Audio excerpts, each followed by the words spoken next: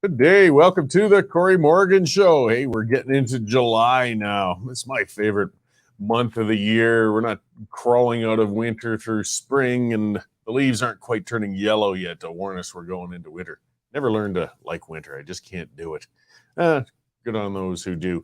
Lots to cover today. The politics aren't ending, even though the legislatures and the parliament are all off for their summer holidays to go around shaking hands, kissing babies, attending barbecues, cutting ribbons, and doing all that important stuff they do when we don't lock them in the parliament to, or at least on Zoom meetings now, to try and tell us how to live our lives. They're still managing to do it. They're still managing to make a mess, and they're still managing to be a pain. So, of course, I will call them out on it and complain about it today. Be sure to use that comment scroll over there, guys. That's what I like about being live. You know, I can see some of that stuff. Good to see Jake and Paradoxy checking in there. If you're watching a recorded version, of course, I just don't pay any mind to my references to the comments. And, discuss things. Send questions my way. Send them towards the guests. I have Kris Sims coming on from the Canadian Taxpayers Federation in a little while. It's going to be a good conversation about our second carbon tax and how Quebec, of course, as usual, somehow has managed to get a better deal on it than the rest of the country. As well, we'll be checking in with Dave in a little bit and doing some other good stuff. Just keep the comments civil with each other, and we can all get along. So good to see you checking in. Sharon saying hello there, and Kevin out in Pelletier, Saskatchewan. I love messing up French names. So one of the things on the news, when I came into the newsroom today, I saw a conference with our Heritage Minister, Rodriguez, indignantly going on. He's going to make Facebook and Google pay their fair share for doing a service somehow. Yeah. And now they're going to pull the advertising, the government advertising, away from Facebook. That's how they're going to bring Facebook to their knees. The government will not spend advertising dollars on Facebook telling us how good they are and what a fantastic job they're doing for us. So I want to talk about this, though, this problem. I mean, most of this Bill C-18 is a solution looking for a problem, really is what it is. I mean, there's an issue, but the government can't legislate it away. And they won't, through theft and subsidies, save legacy media. So I'm going to, talk about how that works with a changing world. So, I'll give some history on myself. I love talking about myself. We know that. At the beginning of the 1990s, I landed a job with a survey company, and they specialized in advanced work for seismic projects. It involved travel and working in isolated areas. The starting pay was pretty modest back then, but I loved it. Climbing the workplace ladder in the survey industry back then was a slow process. I had to put in a few years as a rodman and a chainer before I was even allowed to touch a survey transit as a junior surveyor. So I had to take my lumps and abuse and learn. I had to learn how to make solar observations to determine an azimuth out in the bush, how to double angles in my head to ensure accurate measurements, and I had to process my raw data into finished survey at night in the hotel rooms or camps I was staying in. It was a big learning curve. Now, shortly after I became a junior surveyor, everything changed as real-time survey systems, GPS systems, came onto the scene.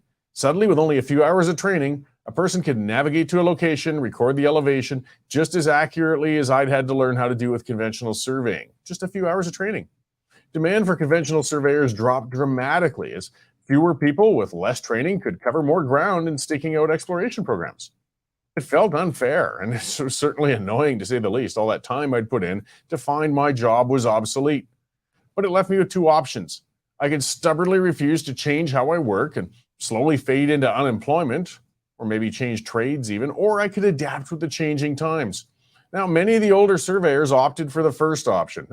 Old dogs can learn new tricks, but it is tougher for them as things go along. As for myself, I was young, I adapted. I learned how to create maps using GPS data and took on more supervisory roles in the field. And being flexible, I kept working and spent over 20 lucrative years working in energy exploration. I left the field eventually as I got tired of being out of the country for months at a time, and the feast or famine nature of petrochemical exploration started to wear on me. But if I'd have wanted to, I could have stayed in the field. I would have had to constantly adapt, though, to the changes in new technology and methods. Now, let's get back to the media. Changes in the media industry over the last decade have been no less dramatic than they were in the survey world. Readership and viewership for conventional media platforms such as television and newspapers dried up. Radio stations, they're going to be a thing of the past within a generation. Advertising dollars have followed audiences and headed to platforms like YouTube and Facebook. Every major media outlet's been forced to heavily cut back on staff and resources. They're in a dire position. But the Canadian government has responded by directly subsidizing media outlets. And now they're trying to extort funds from social media platforms to try and prop up these legacy media sources.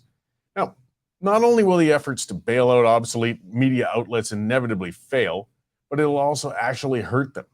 I mean, if I, back when I was surveying, had a subsidy lifeline tossed to me while my trade was evolving, I probably would have desperately grabbed to that at the time too. It would have been easier than changing how I do things, and I could have stuck to the form of the trade I had trained for a while at least. No amount of bailout dollars could have saved my job in its original form in the long run. I mean, for perspective, the first program I ever worked on in the survey field had a crew of about 40 people, and it took us over a month. A job that size today would take 8 people about 2 weeks to do. The old way just wasn't sustainable.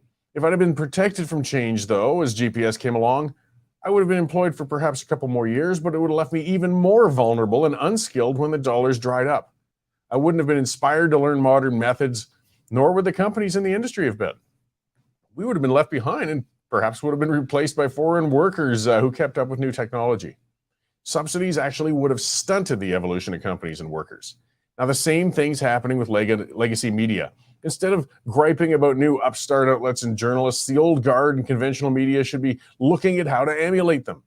I mean, if they hope to remain gainfully employed in the field of journalism, they need to accept change. Newspapers are little more than flyers now, and TV news ratings are never going to recover.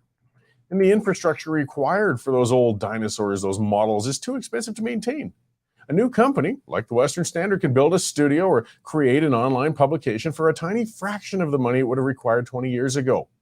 The government right now is keeping a corpse on life support and is doing a disservice to both journalists and Canadian citizens and consumers. New outlets are being choked off while legacy outlets are creating creating products modeled for a market that just doesn't exist anymore. Legacy media dinosaurs are going to go extinct no matter what the government does. When that happens, the information gap will be much harder to fill, though, due to the efforts to fight change and innovation. Demand for news and information isn't going away any more than demand for petrochemical products is. But the way we produce and deliver those products has changed, and unless we let companies evolve and stay out of it, we're going to lose our domestic producers to innovative foreign ones, or Chat GPT. Things such as that are going to actually replace a lot of people in media, and artificially trying to hold it together like this, guys, it's only putting off the inevitable and causing more harm. All right, that's what's got me going today.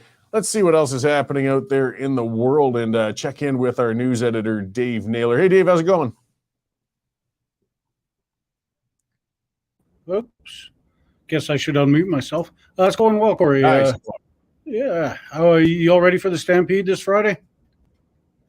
Oh, yes. I mean, next week I get my one day of the year when I can, wear my jeans and, cosplay a cowboy for the show. Yeah, and the missus is going to be heavily involved this year too, right? Yes, she will. Yeah, she's got some stuff on display at the Stampede grounds this year. Yeah. Well, there we go. Yes, the barn quilts. And that's at the BMO Center. It's a tribute to Ian Tyson, as you can see. These quilts, her business has really been taking off. I'm well on my road to being a kept man. And thousands of people are going to see that one barn quilt that has the 4 strong winds tribute to Ian Tyson and the cowboy hats around it. She's got quite some talent, and I'm lucky to have, she has bad taste in men. Yes, very true. Well, yeah, I encourage everybody to go by and take a look at it. She sure does a good job, that's for sure. Understand you being more cougar problems out at your ranch, Cory. Well, not a problem, yeah. But yeah, we had one run through the yard there the other day and in mid-daylight, and it was really on the move. Yeah, you can see with that video, usually the cougars aren't uncommon, but they only come by at night, and they usually come by a little slowly. This we haven't seen one in a while, and this fella came trotting right through in broad daylight there. So, I might have one less dog if it keeps hanging around. We'll see. Yeah, that's a big boy, too. I don't know how you sleep at night, Cory, with all those things in the forest watching you. Bears, cougars. Well, I keep the doors closed. There you go. Well, what's going on in the news? Quite a bit, Cory. With no summer doldrums yet. Our real estate expert, Mike Thomas, is leading off the website at the moment with a story on the still red-hot Calgary real estate market. In June, it set a second consecutive record. So sales are high and the prices are even higher. Columnist Herb Pinder has got a look at the Alberta oil economy and what's going to be happening in the uncertain future. Two Alberta cabinet ministers have written to the feds urging that they recall Parliament to end that, I guess it's 3 or 4 day long strike now by BC port workers.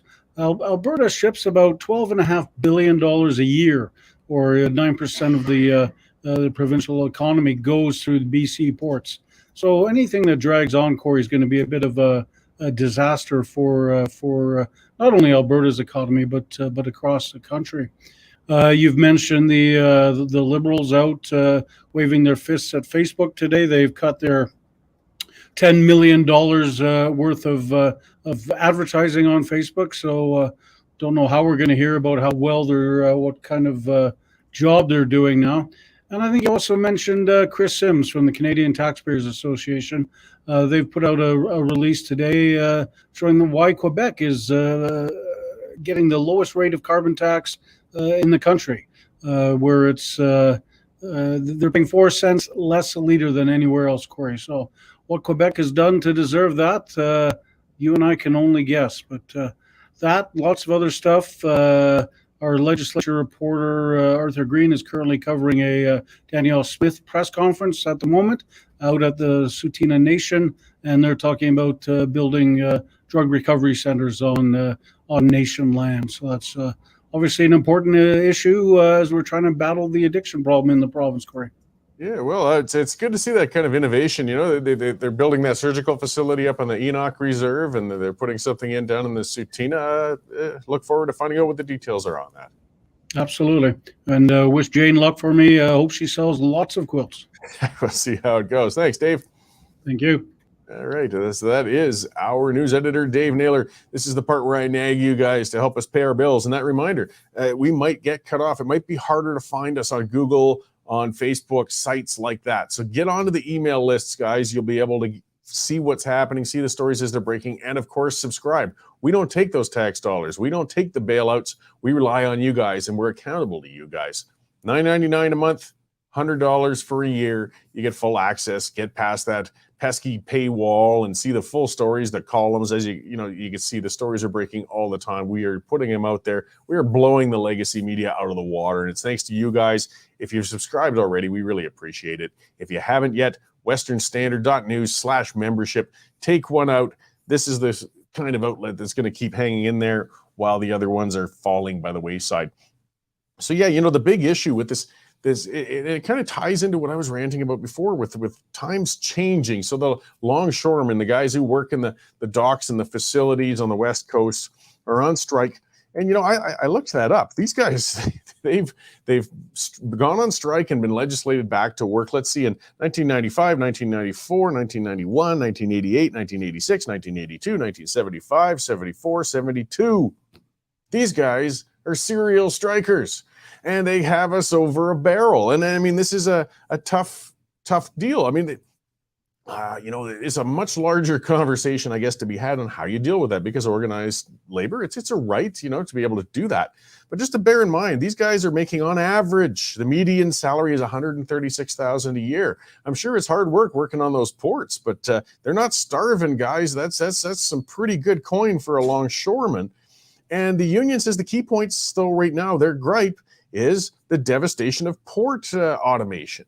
You see, again, we're getting back to that fighting change. Yes, there's now automated things. They're unloading those sea cans, loading those trucks, dealing with inventory management, things like that. They're getting better and better. But rather than striking and just paying these guys more to do a job that's becoming obsolete, we need to be encouraging them to adapt. And that's not the way we're going. We'll see. And the chances of them being forced back to work are a little tough this time, because Jagmeet Singh holds the balance of power, and he's saying, no, we aren't going to do that. We support our union buddies. So I suspect the Liberal government's going to cut these guys a big settlement, or encourage one, I guess. It's not a direct government thing.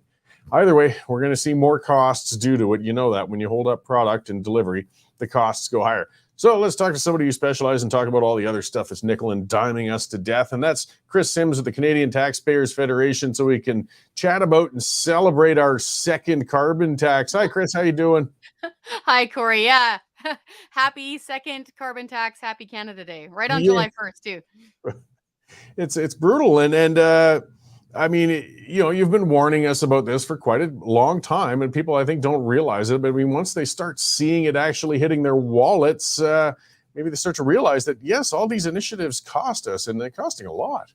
Yeah, it costs us big time. So the first carbon tax is still going to be there and it is still going to triple within the next 7 years. So as of right now, it's 14 cents a liter for gasoline, 17 cents a liter for diesel. So on average, you're paying around $15, $16 extra every time you're filling up even a light duty pickup truck. That's in the first carbon tax. This new carbon tax, the second one that's being layered on top, it's actually fashioned after British Columbia's second carbon tax. Anybody who's ever driven across the Rockies over to BC and looked up at the gas pump has gone, holy crap, why is that so much more expensive? Well, two reasons. One, they don't get the discount. So Premier Daniel Smith gives us the provincial fuel tax discount here. So we're saving 13 cents right off the hop. Two, they have a second carbon tax over there, and it's a big one. It's like, 15, 16 cents per liter extra. So Prime Minister Justin Trudeau, not kidding, took a look at BC and said, that's super awesome. I'm going to do that to the whole country. And so as of July 1st, he's now imposed this government fuel regulation, which penalizes companies for the carbon content of their product. Now, we don't know how much it's going to cost right out of the chute, right? Because it takes a while. So the company gets the cost incurred. They then try to compensate. Some of them might use more ethanol for a little while in their blend, blah, blah, blah. Eventually, though, that cost is going to trickle down to you and me at the gas pump, and we're going to pay for it. So within the next 7 years, the Parliamentary Budget Officer says the second carbon tax is going to cost around 14 cents extra per liter of gasoline, around 17 cents extra per liter for diesel. Long story short, Albertan families are going to get hit the hardest. Within the next 7 years, Cory, we're going to be out around $3,900 per Alberta family. That's with rebates factored in. That's net cost of Trudeau's two carbon taxes. But I mean, they're giving it back to us, right? We get rebates, and they just announced, they're going to give us a bunch of breaks on our grocery bills, right? Like, it's just cycles through the government and we all win. Yeah, sure. If only it worked like that. So two things. It's almost insulting for the federal government to think that people are silly enough to think that the government is a magical wealth producing machine. It's not. All it does is take your money, run it through a bureaucracy, and spit it back at you sometimes. So number one, that cost I just listed was net.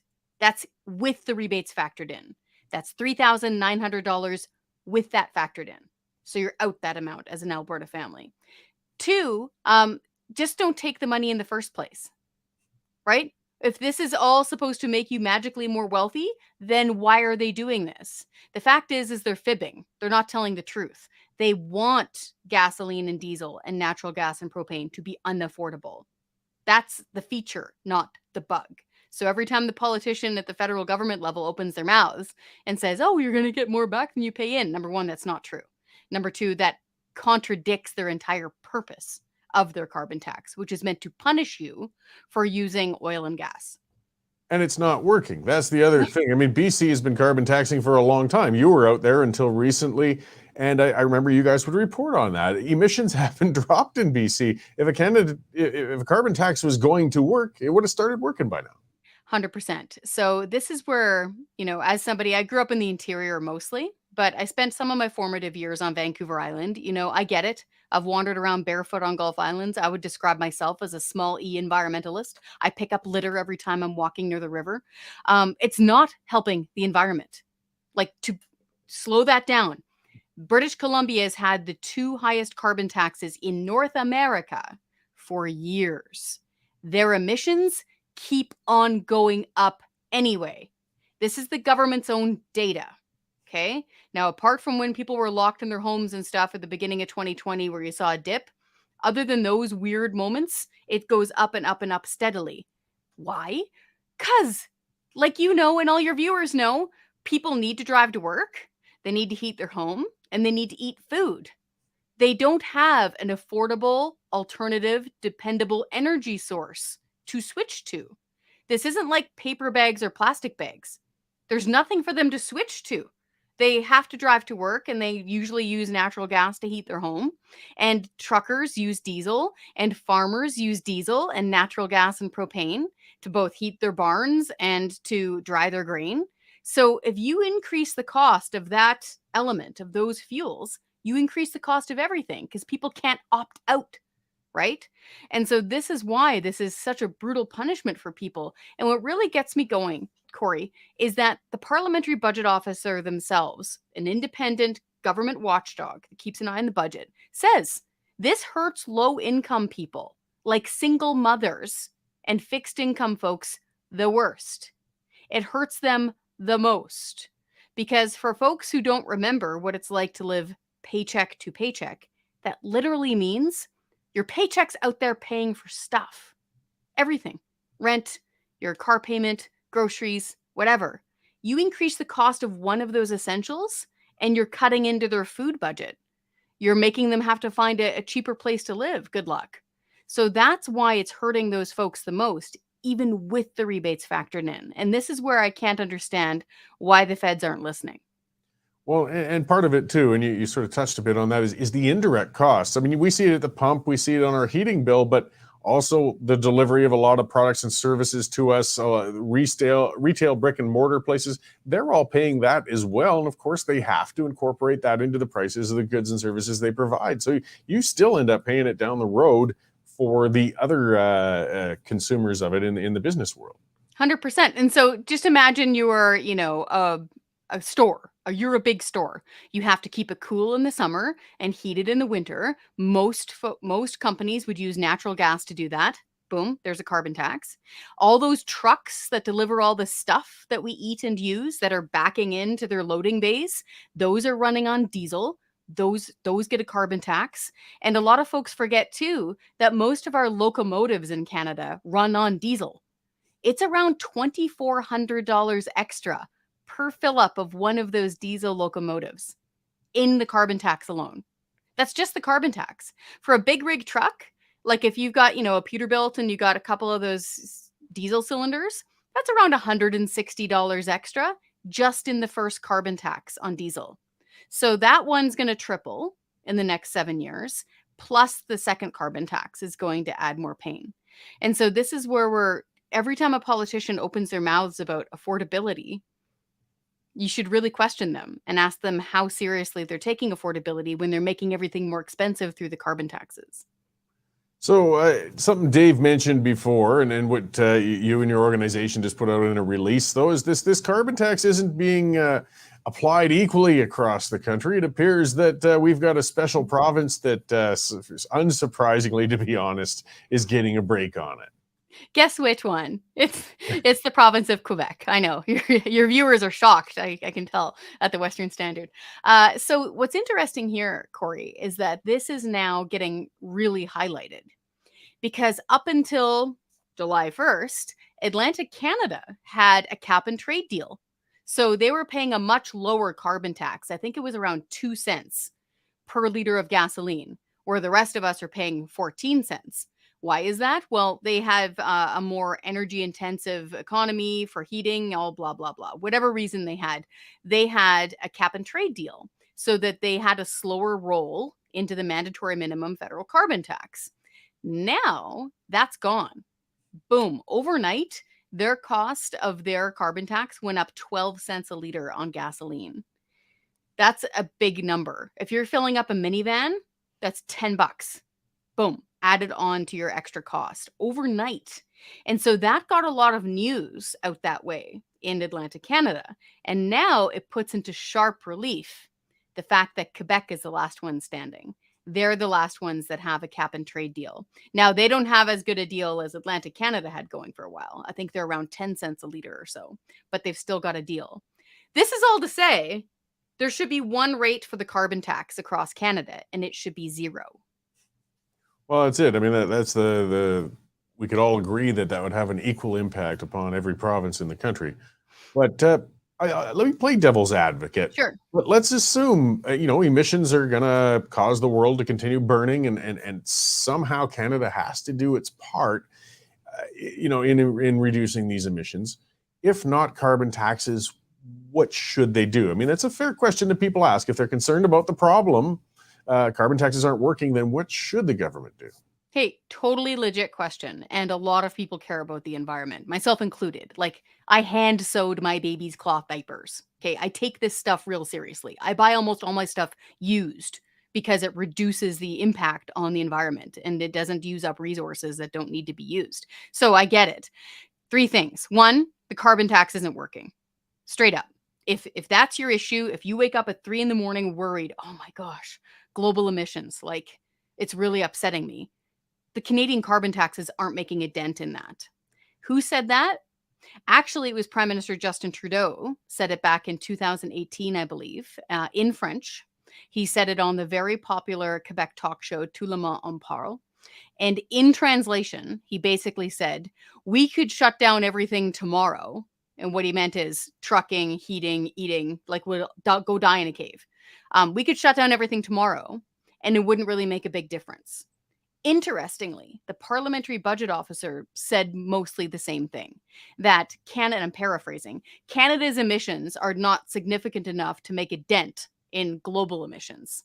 So, 1, it's not working. Even with the carbon taxes, even though British Columbia is one of the most unaffordable places to live on Earth, they're punishing their people. It's still not making a dent and it's not working because our emissions keep on going up. 2, even if it did, our emissions in Canada don't do enough to really move the needle on global emissions. And 3, there are alternatives. So the tax isn't working. What could we possibly do? And so we're not the emissions people, we're the tax people. But it kind of seems a little obvious to look at the big end of the arithmetic problem. So there's about a few 100 million people in India who burn things like wood and animal dung every day. This is according to the Indian government saying this, that this is their fuel source. And they apparently want to switch to cleaner burning sources of energy, like natural gas.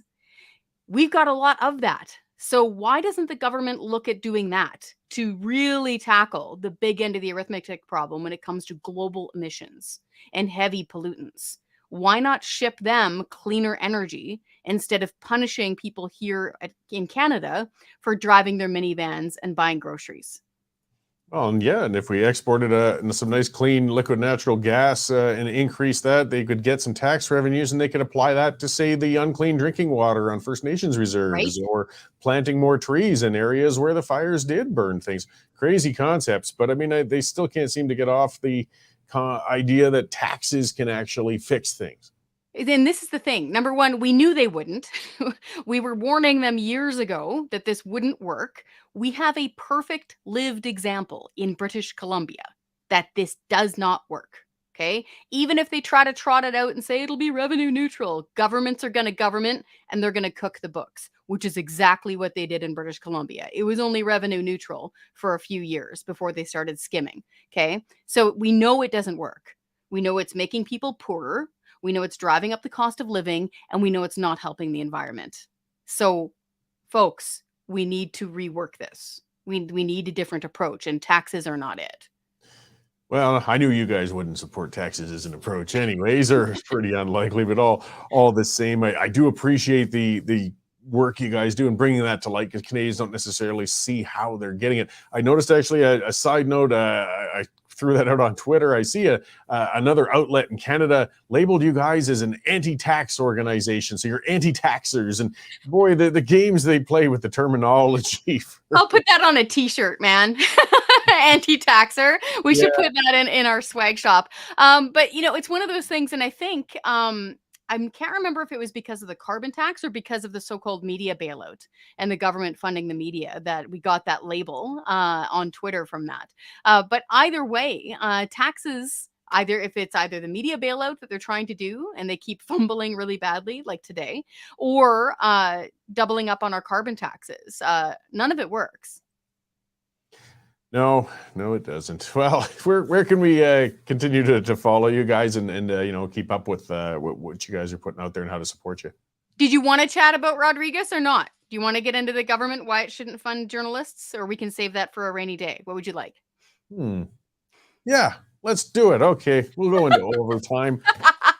Look at me wedging in on somebody else's time. I don't know who's up after me. I'll be really quick. No, that's right. All right, and it's well worth going into because that's just a whole new absurdity. The whole C18 and the way they're trying to put the screws to social media platforms.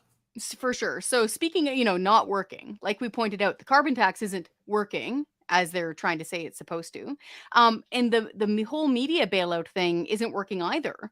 Blacklock's reporter, great folks over there, they pointed out that the rate of attrition and newsroom shutdowns didn't abate. It didn't stop with the so-called media bailout.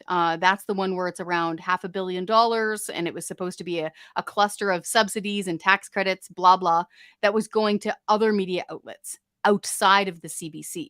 Well, apparently it didn't work as intended, number one. Number two, that's a waste of taxpayers' money. You shouldn't be spending taxpayers' money on news media, period. And number three, this is a huge conflict of interest. You cannot hold government to account if you're counting on the government for your paycheck. It's not going to work.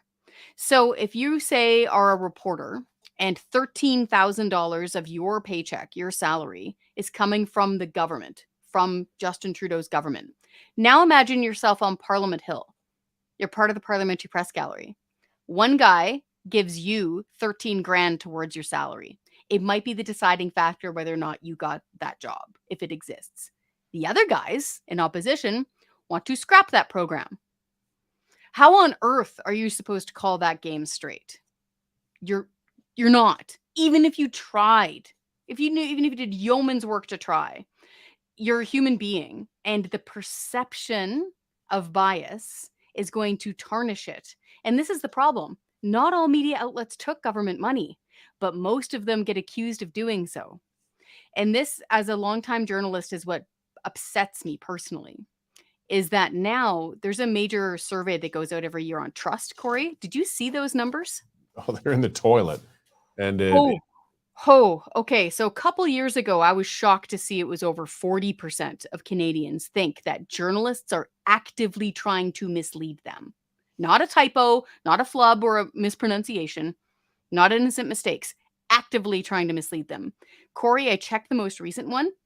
It's over 60% of Canadians now think journalists are trying to actively mislead them with statements they know to be untrue.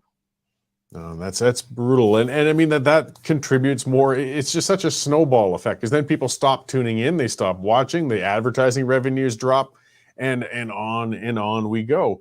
And what's insidious about this social media shakedown they're trying, this is just their way of not reaching into the government coffers to try and bail these guys out. They want to reach into private industry's coffers to do it. And but it'll add to this. The government, of course, are the ones who will say whether or not you qualify for those dollars that they're going to steal from Facebook and Google on your behalf. So again, you end up, even if unconsciously, you're going to be leaning away from holding the government to account because you don't want to lose those dollars. It is a terrible, terrible mess we're getting into. It is. It's a deep and obvious conflict of interest. I'm surprised that more journalists aren't just saying so. I understand that they're scared. I've been in that position before. It's awful to have something shut down around you, like a media company, but it's not working. It's actually having, a tightening effect because, like we just said, look at that increase in lack of trust. Like, if the audience doesn't trust you, even on basic W5s, who, what, where, when, why, when, what are you doing? What are you doing anymore? And so they're going to have to figure out something else, like you explained. They're going to have to do their own models. They're going to have to do their own subscriptions. They're going to have to take donations, something like that. They're going to have to shift their model of how they interact with their audience and how they generate revenue, but they can't take it from the government.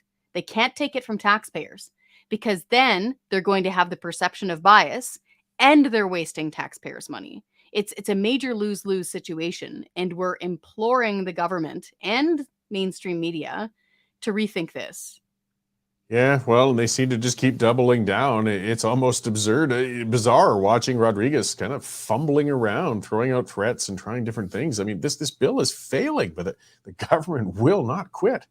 And that's where we're wincing and bracing ourselves, because the Google Facebook thing, that doesn't directly affect taxpayers, so we're just keeping an eye on it. But the Band-Aid solution, if it fails, from what he said last week, was really concerning. He said something to the effect of, we need to make sure these newsrooms stay open. I'm sorry, who's we? The federal government needs to make sure a newsroom? No, you don't.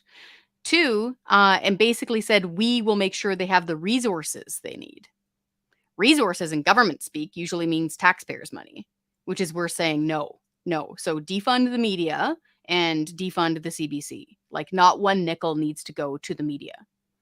Well, you won't hear any disagreement from me. No. Well, either way, we'll see what's happening as this unfolds over the course of the summer. It gives us something to watch while Parliament's out of session, even if it's the darkest of comedy. So I guess one more time before I let you go, where can people find out about what you guys do and what how they can support you? Oh, we would love that. Head on over to our website, taxpayer.com. The best way is to actually go through our petitions list. There's something there for everybody. If you want to defund the media, like we were just saying, if you want to scrap the carbon taxes, if you want to scrap the gun grab, there's all sorts of stuff on there. Sign those specific petitions, and that way you're now part of our taxpayer standing army. And the next time there's a big bill or a piece of legislation or something to do, we will send out a major email blast to you and let you know what we can all do. And by all teaming up and speaking up at the same time and pushing back, we have a much better chance of making the changes that we want to see in the government. It's participatory. Excellent. Thanks, Kris. Well, appreciate you joining us today. I'm sure we'll be talking again soon. Thanks so much, Cory. All right, thanks. It was Kris Sims of the Canadian Taxpayers Federation. It's true, it was worth going a little longer because there's just so many things to cover. Boy, they're hitting us on all fronts. It's just a never-ending battle. This government has no interest in trying to do better. It's not interested in trying to come up with nuanced policies or actually solve problems. They just want to control and tax. And then tax is the hammer they love to use to achieve the first thing. But of course, it irreparably, well, I should say irreparably, things recover, but it damages the economy, it damages people. And then with this media mess, yes, it's damaging trust. If nobody trusts what the media puts out there, they won't tune in.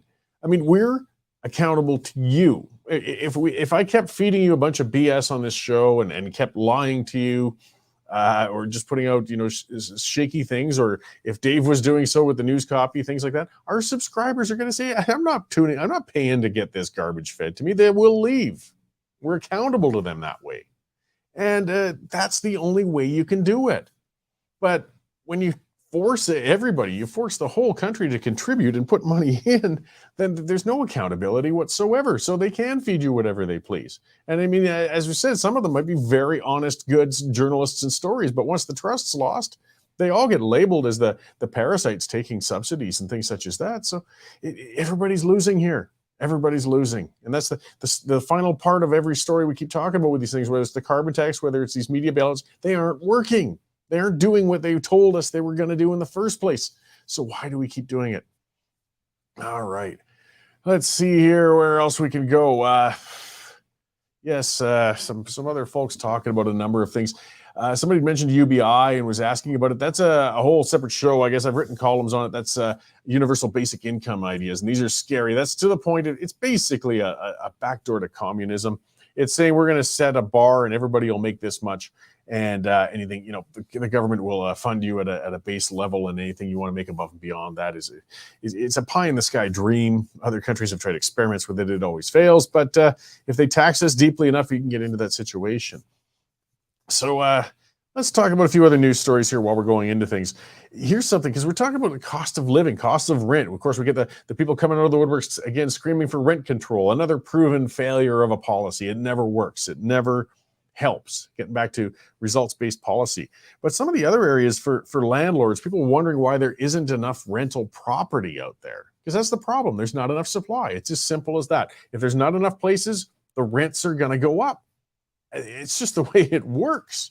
And if you control the rents, you put a cap on it, you do things like that, well, then people don't get into the rental market. They don't put their houses or apartment buildings out for rent, and you reduce supply and everybody gets screwed. But the other part is our lack of property rights. So if you're the owner, you're the landlord. And landlords have been demonized for a long, long time. I mean, the old silent movies with the mustache tweaking guy throwing the little old lady out in the street and things like that. But somebody has to own the house. Somebody has to maintain the house. Somebody has to pay the taxes on it. Somebody has to find the renters, manage all that. It costs, guys. So when you don't have property rights, though, then you start seeing why you don't want to do something. So we got a story in Calgary, a Calgary landlord. This is a fella up in the Northeast. He figures it's about $100,000 in property damage got done by a group of squatters who moved in. There are 9 people that turned out were stuffed into that house up in Temple, and they just trashed the house. They paid the deposit to get in, but then they never paid rent ever again after that. So he had to go in himself and evict them, kick them out after months. They never even paid the first month's rent. But now they're all camped on his front yard. I've seen pictures of the reports of this. There's mattresses and furniture and appliances, and there's 9 of them squatting in the yard of this house. And neighbors have been reporting they're a bunch of addicts. They're just a mess. And he can't get rid of them. He's had the sheriffs come. He's had, he's gone through the system. He's gone through the courts, and there doesn't appear to be anybody willing. I mean, they can keep giving him notice and keep handing him pieces of paper and threatening him with the fines. They don't care. So this guy's home is getting completely destroyed, and he can't throw them off of there. Angry Canadians saying, my grandfather would walk in with his buddies and physically chuck them. Yeah, and that's the way it used to be. But now with these controls and everything, it's almost impossible for landlords to get rid of these guys when they do something like this, which again compounds the problem. When other people considering getting into the rental market, like, providing rental properties, see stories like this, they say, you know what, I'm going to put my money into something else. I'm going to invest into something different. And meanwhile, our supply continues to crater. Angry Canadians saying, drag him out. The problem is, what'll happen? What'll happen? The property owner will be charged. The property owner will be the one who gets the crap for grabbing these bums and throwing them off his property. And let's go all the way farther back to Pierre Elliott Trudeau. Yes, that massive, nasty, nasty man whose second biggest crime after the National Energy Program was spawning Justin Trudeau, or some people think it might be somebody else. Who knows? But one of the things he also pointedly did with the charter was make sure we don't have property rights.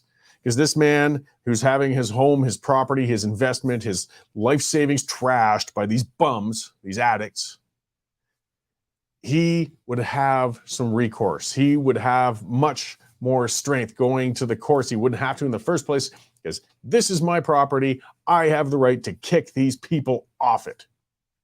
But he's having to run the gauntlet. He's going desperately to the media. The media have talked to the neighbors. They said the media camped out and watched this place, and they watched the addicts coming and going into this. It's just a crack house on the front yard, and you can't get rid of it. So who's going to get into the rental business? Why would you do that? Why would you roll those dice? I mean, I know the vast majority of renters aren't like these people. Most of them are going to come in, they'll pay their rent, they'll keep the place going, but everybody hears the horror stories and things like that. This is, I don't know what sort of financial position this man's in, but I mean, that's a big chunk of money for anybody. It's a house. It's, again, something he was hoping to invest in. What's it going to be worth by the time he finally gets those bums out of there? And then you rewind. Don't go for rent control, guys. Make providing rental units more desirable. There's people who do want to invest. There's people who do want to have that sort of monthly income going on, but they need to know that their investment can be protected. They need to know they have some rights as a landlord. We always talk about tenant right, tenant right, tenant right. Well, these are just a bunch of bums. They shouldn't have any bloody rights to this man's property. But welcome to the backward world of Canada, right? We blame the provider. This is similar to how we blaming Facebook and Google, calling them bad, calling them nasty. Why? Well, because they were providing a service to the media. What? Yes. They want to steal money from social media providers because they were providing links to media. This is bizarro. But this is the point too. This guy was a guy who invested his life savings, probably bought the house, got it up to a point. He looks like he's a new Canadian, and he's trying to make it out here like everybody else is. And instead, he's stuck in this living, waking nightmare of trying to protect his own property. And he gets blamed. He gets blamed. The landlords are blamed. The people who invest and take the risk, start the business, try to provide the things, are demonized. They're the ones who are called jerks. They're the ones who are saying everybody's, we should cap the rent they can collect and we should gouge them. They're just going to get out of the market, guys. Welcome back to policies that don't work. And when they get out of the market, nobody has anywhere to live. And then, the progression of fools who go down that road, because, well, if private industry won't provide rental housing, we should get the government in on it. Oh, okay. Then you should travel a little more and see just how nice government-built housing is, how good it looks. You really want to see the projects? You really want to see how nice it is? I had the opportunity to go to Moscow back in '87. That was government-provided housing. Nobody was homeless, I tell you. But boy, what a beautiful spot to live. Bland, basic apartment buildings as far as the eye could see, run down, in poor condition because nobody owns them, right? So nobody maintains them. So they're falling apart, yet they're still paying for these. Guys, we need property rights. We need to reward our producers instead of demonizing them. We need to let them earn money and provide things for us rather than stealing from them. But we aren't. We're in this world where we're playing the politics of envy, where we are stepping on those who go out of their way to make things, yes, better for themselves, good for them. You're damn right it's good for them. There's nothing wrong with investing for yourself. And you know what? It makes things better for others when you let them do it. We've got a whole mentality, a philosophy, a nasty anti-success mindset that's really sinking in, a sense of entitlement. The world owes me an apartment. The world owes me cheap groceries. The world owes me this. The world owes me that. No, it doesn't. It doesn't owe you a damn thing. All the government owes you is providing the environment for you to be able to get up and get those things for yourself. You shouldn't be stolen from. You shouldn't be assaulted. Sure, I'm not an anarchist. I want to see some degree of government, but we need less and less, not this constant controlling and everything's the government's responsibility. Guys, that won't work for you. That won't work for you. The less government, get off your ass. I know, it's scary. You'll have to take care of yourself. Consider the government, a lot of you guys, it's mom's basement is what it is for you, and you've grown dependent on it, and you're not letting yourself find the ambition and work ethic to get out of it. Well, that's your own fault, and demanding more government is not going to fix the problem, guys. It's never worked before. It's not going to work now. All right, that was enough ranting and raving and pissing and moaning out of me for today. Otherwise, the weather's beautiful. Stampede's coming up next week. We've got a nice summer ahead of us for most of Canada here. Let's embrace it. When you get off the show, get outside, get some sunshine, mow the lawn, do it while you can because it'll be winter soon enough. Thank you all for tuning in today, guys, and I will be back next week at the same time with a whole bunch more stuff to go on about. Maybe even I'll come up with a few solutions for problems. Thanks. The current Lethbridge feed grain prices are as follows. Cash barley's at $4.15, feed wheat's at $4.05, and corn's down $5 at $3.85 per metric ton. In the milling wheat markets, September Minneapolis futures jumped 42 cents at $8.51, with local hard red spring bids for July movement at $10.65 per bushel. In the oil seeds, nearby canola futures gained $10.50 at $7.49.90 per metric ton, with delivered values for July movement at $17.23 per bushel. In the pulse markets, nearby red lentils are trading at 33 cents a pound, and yellow peas remain at $11.25 per bushel. In the cattle markets, August live cattle lost 80 cents at $176.03 per 100 weight. For more information on grain marketing, call me at 403-394-1711. I'm Sean Smith at Marketplace Commodities, accurate real-time marketing information and pricing options. Canadian Shooting Sports Association. Without the CSSA, our gun rights would have been taken long ago. These guys are on the front lines helping to draft smart and intelligent firearms regulations and legislation in Canada, and more importantly, educating the public about how we keep guns out of the hands of the wrong people. To become a member, it's absolutely worth every penny.